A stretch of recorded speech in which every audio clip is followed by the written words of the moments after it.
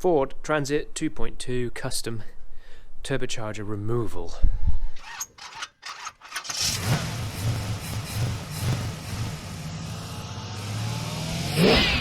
If you've already got to this point with the bonnet up, then well, you've done rather well, to be honest, because they're usually completely and utterly seized. Before we get into what tools you'll need and the steps, disclaimer. This is a common fault. Ford clearly know about it, because if you look at their release papers about changing a turbocharger, the extent to which things you need to replace while replacing your turbo is extensive. It includes none other than the oil pump and pickup, so I'll leave that to you to decide whether you do those things. It also includes air filter change, oil filter change, oil feed to the turbo, oil drain from the turbo, take the pan off, change the pickup, clean the sump. It goes on and on and on. So if you've got a turbo and you want to keep the warranty when you fit it, you must do all those things. So check the paperwork, that's all I'd say. That's the disclaimer at this point. Okay, let's get stuck in, have a look what you need to do the thing to get the turbo off. What might you need to complete this task, this turbo removal?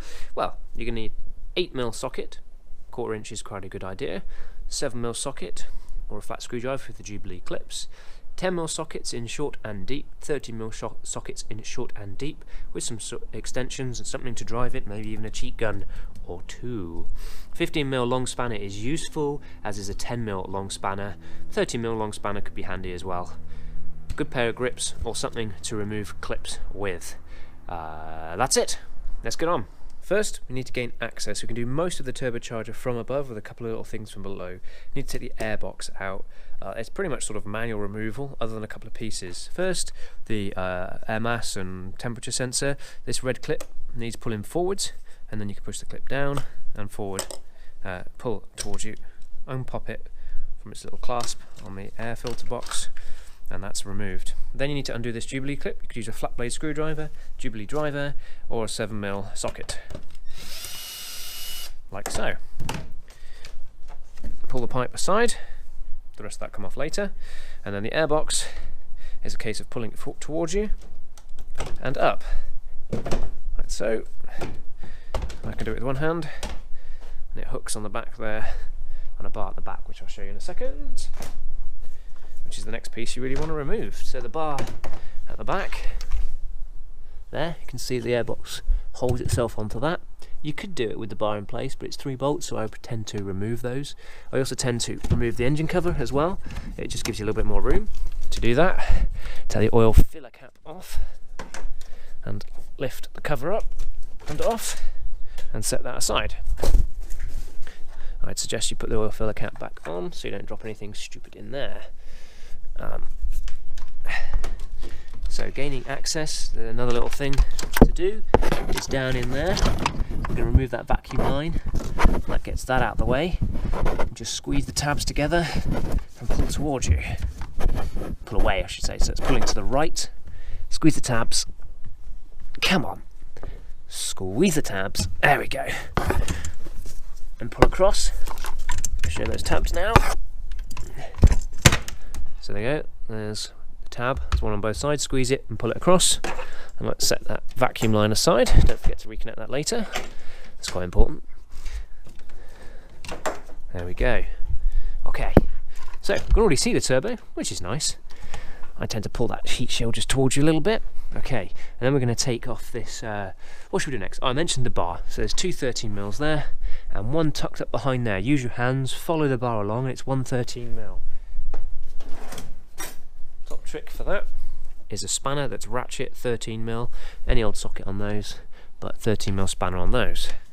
Again, pop them in yourself a little magnetic tray, or a little box, or ice cream tub.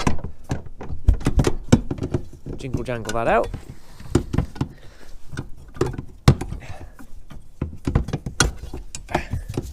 It is a bit fiddly, but you definitely want it out of the way. Okay. Alright, let's gain some more access, shall we? We're going to remove this clip here to take this intake pipe off. And there's also a 7mm Jubilee on the edge of the turbo. It's tucked right down the back. This is what I'd recommend for that job. 7mm, 1/4 inch. Feel where that Jubilee is. Get it on there. Get it undone.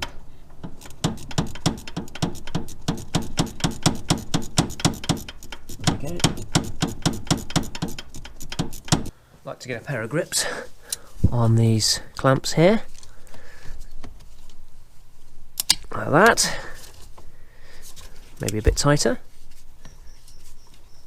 like so, and then we should be able to pull this intake pipe both off the turbocharger.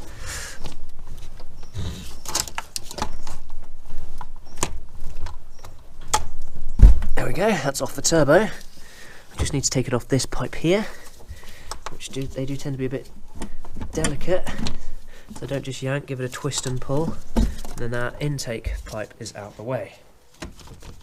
Good to get the VNT electronic actuator plug off. You can just see, centre of screen hopefully, that there is a clip there. There's one on the opposite side. You squeeze them together and you pull the plug off. You may need to get a second hand in there. Try pushing in sometimes, helps. Release the tension on the clips. Don't pry with anything big because you could snap it. We don't want snapped plastics. We are going to give it a little bit of encouragement, so we're pushing that way, then squeeze the tabs. That water pipe's in the way, but squeezing those tabs there.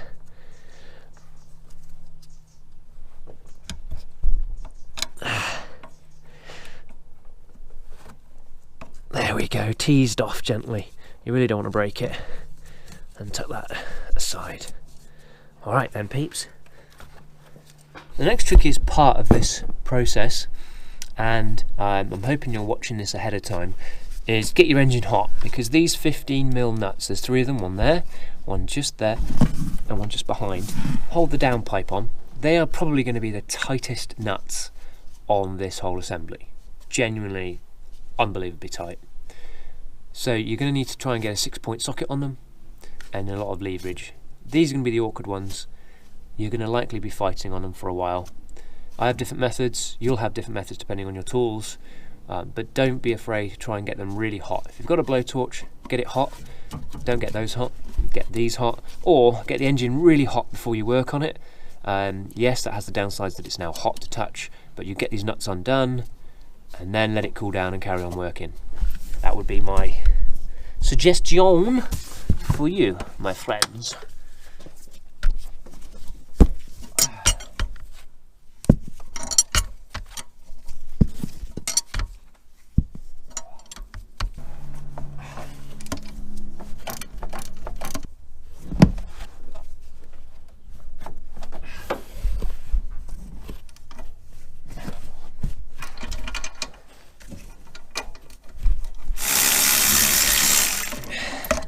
There we go.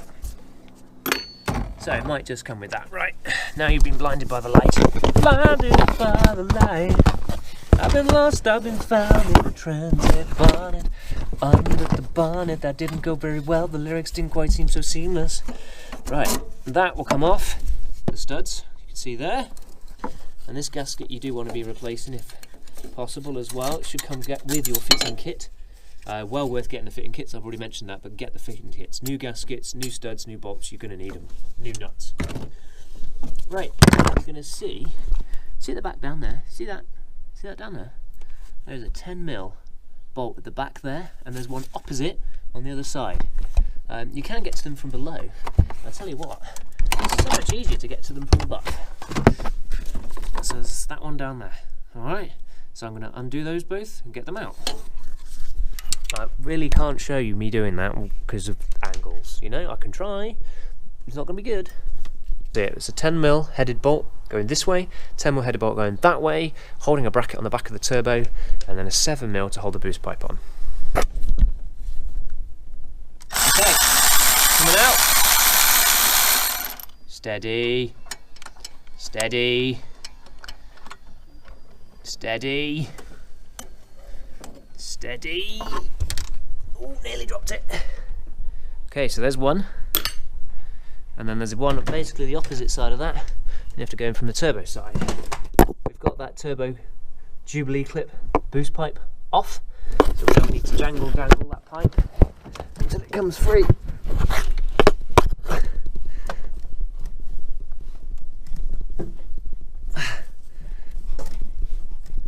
There we go. Jubilee should stay on the pipe, so that's good.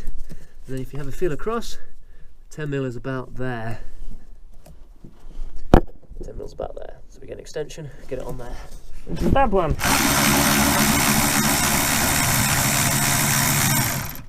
There it is. Okay, got the other one now. Okay, oil feed. There's that one. It's a 10 mil. There's going to be oil come out, so get some rag ready. And then there's two 13s down there that hold the turbo on. So you're going to undo those as well. Yes, you are. Don't argue with me. You're definitely going to have to do it. So I don't care if you like it. I don't care if you didn't like the audio there. Crunchy, crunchy. Live with it. Okay, it might be a bit tight at the moment. It's because it's clipped to the drain. So just try and lift it up if you can.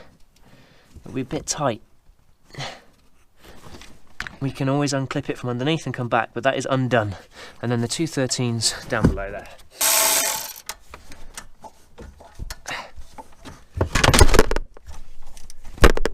Oh, sorry about that. So if the engine's still hot, probably going to help that a little bit, but then you end up burning yourself. It's a catch 31. Wait, no, 26. No, 22? Catch 20. Why is it 22? Why do I want to catch 22 things? Just want to take a nut off. Right, everything else is from below. So now raise your vehicle, make sure it's safe, and I'll see you underneath. So voiceover for this because the audio was too poor quality to use, but we're underneath the transit now.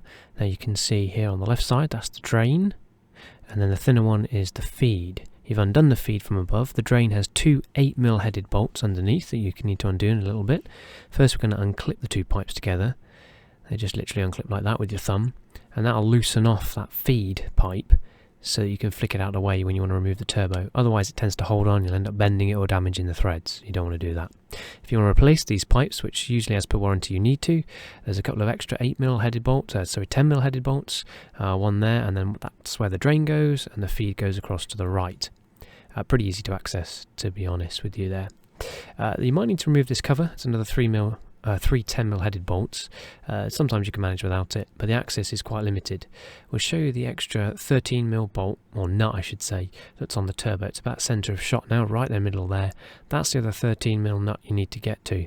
It is really awkward, it's really tight, so sometimes that little sort of cross-shaped bracket in the middle is handy to get out of the way. You'll need a socket that's relatively deep, 13mm, and keep it nice and square to the nut to be able to actually undo it.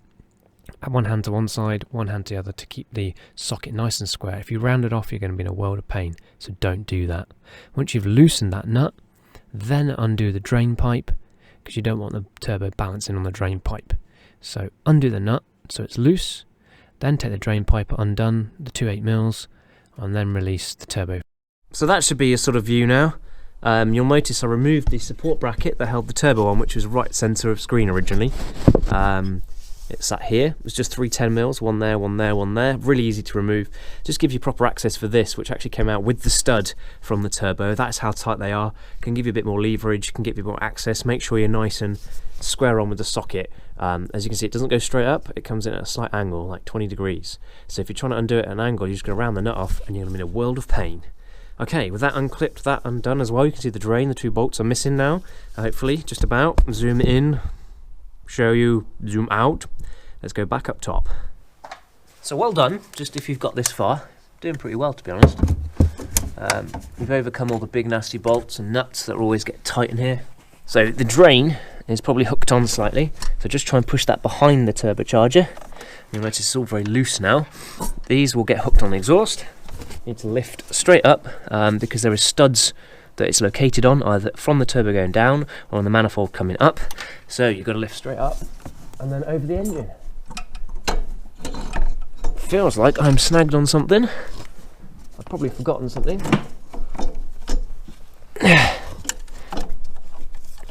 Let's just check we're off that drain. Does feel like I'm snagged on something. I can't remember what I've forgotten. Hence why I might have forgotten it.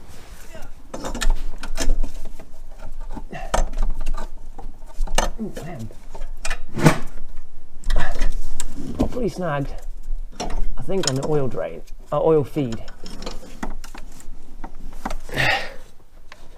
Yeah, keep snagging on the back.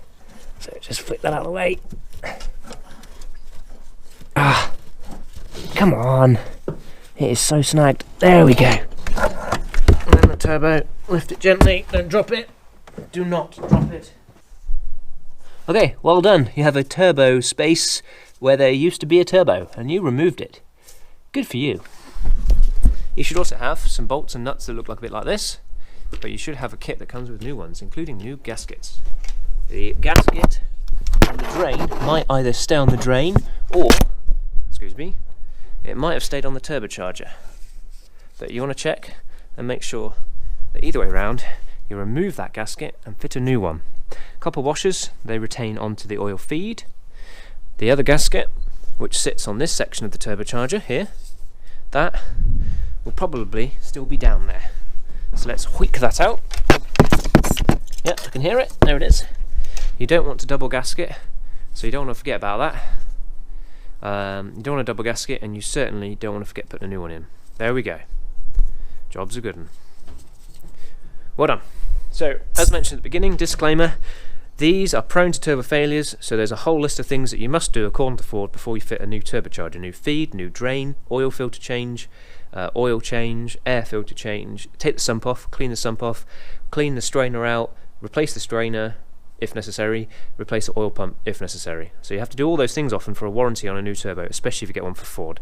So it's up to you if you want to do that or not, but that's all I'm advising. What you should definitely 100% do is do an oil change and oil filter change, and check that that oil feed is providing a fresh oil supply at a good pressure set by the manufacturer. That's all I'm going to say.